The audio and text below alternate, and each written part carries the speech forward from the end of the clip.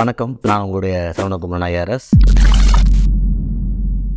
நாத்துலா பாஸில் ஒரு ஐயனார். நாத்துலா பாஸுக்கும் ஐயனாருக்கு என்ன சம்மந்தம் யோசிக்கிறீங்களா? நம்ம காவல் தெய்வம் எல்லாமே நம்ம காவல் தெய்வம் ஐயனாரையும் கருப்பசாமியாக வச்சுருப்போம். எல்லா பெரிய கோயில்லையுமே இந்த காவல் தெய்வங்களை பார்ப்பீங்க. இது ரொம்ப இன்ட்ரெஸ்டிங்கான ஒரு ஸ்டோரி.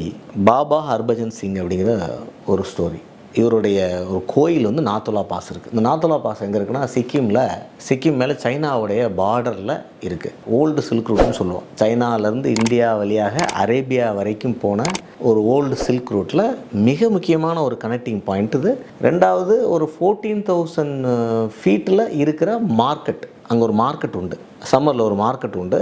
அதுதான் உலகத்தில் உயர்ந்த இடத்துல இருக்க மார்க்கெட்டு நாத்துலா பாஸ். கொஞ்சம் டஃப்பான ட்ரக்கிங் இந்த ரூட்டு. வண்டியில் போகலாம், காரில் ஒரு ஜீப் போகிற ரூட்டு தான். பட் அந்த நாத்துலா பாஸில் இந்த ஹர்பஜன் சிங்குக்கு ஒரு கோயில் வச்சுருக்காங்க. அவர் ஏன் நம்ம ஐயனார் அப்படின்னு சொல்கிறோம்னா, அந்த காவல் தெய்வம் சொல்கிறோம்னா, சைனா இந்தியா பார்டரை காக்கிறதுல ஒரு முக்கியமான பர்சனாக நான் ரெகனைஸ் பண்ணல, இந்தியன் ஆர்மி ரெகனைஸ் பண்ணியிருக்கு. இவர் 1968 இறந்துடுறாரு. மிலிட்ரியில் சர்விங்கில் இருக்கும்போது ஒரு பேட்ரோலிங் அப்போ சடனாக டிஸப்பியர் ஆகிறாரு. அந்த டிஸப்பியரன்ஸ்க்கு அப்புறம் அவர் வந்து கிடைக்கல. ஸோ அவர் இறந்துட்டதாக ஆர்மி ரெகனைஸ் பண்ணிக்குது.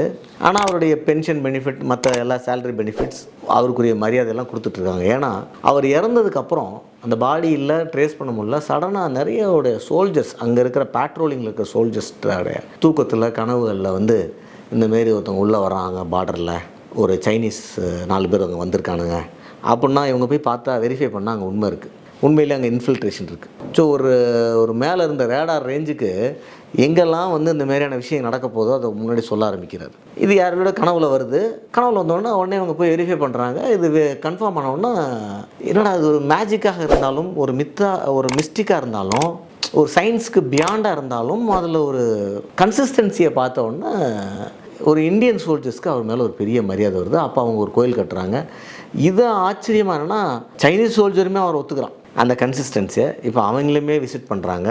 ஆர்மி அதை ரெகனைஸ் பண்ணி அவருடைய யூனிஃபார்ம், அந்த பழைய விஷயங்கள்லாம் ஒரு ப்ராப்பராக, எப்படி ஒரு சுவாமிஜியோடைய நம்ம செருப்பு, அவருக்கு போட்டு ட்ரெஸ்ஸு, அது லாஸ்ட்டு சேரு, அதெல்லாம் ஒரு ரெலீக்கை நம்ம வச்சுருக்கோமோ அந்தமாரி ஆர்மி வந்து அதை பத்திரமா வைக்கிது. அங்கேருந்து அவரோட சொந்த ஊரான பஞ்சாப் ஜலந்தருக்கு ஒரு ட்ரெயினில் ஒவ்வொரு வருஷமும் அவர் லீவுக்கு வருவாருன்னு ஒரு சீட்டை ரிசர்வ் பண்ணி அனுப்பிட்டுருக்காங்க.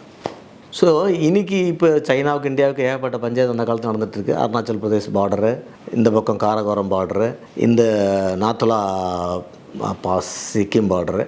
ஸோ இதில் இந்த பார்டர் ஏரியாவில் இன்றைக்கி வரைக்கும் இந்தியன் சோல்ஜருக்கு ஒரு நம்பிக்கை நட்சத்திரமாக இந்தமாரி இன்ஃபில்ட்ரேஷன் வந்து நான் முன்னாடியே சொல்லிடுவோம், தைரியம் இருக்கிறதுனால தான் நம்ம அவரை வந்து நம்ம தமிழக பாணியில் நம்ம நாத்துலா பாஸோட ஐயனாருன்னு நம்ம பாசமாக சொல்கிறோம். ஸோ அவரோட புகழ் மேலும் வளரட்டும். இதுமாரி எத்தனையோ பேர் காவல் காத்தனால தான் இந்த மண்ணும் இந்த நம்மளுடைய இந்தியாங்கிற கலாச்சாரமும் நம்ம பாதுகாத்துட்ருக்கோங்கிறத நம்ம இந்த இடத்துல கண்டிப்பாக நினைவு கூறணும். நன்றி, வணக்கம்.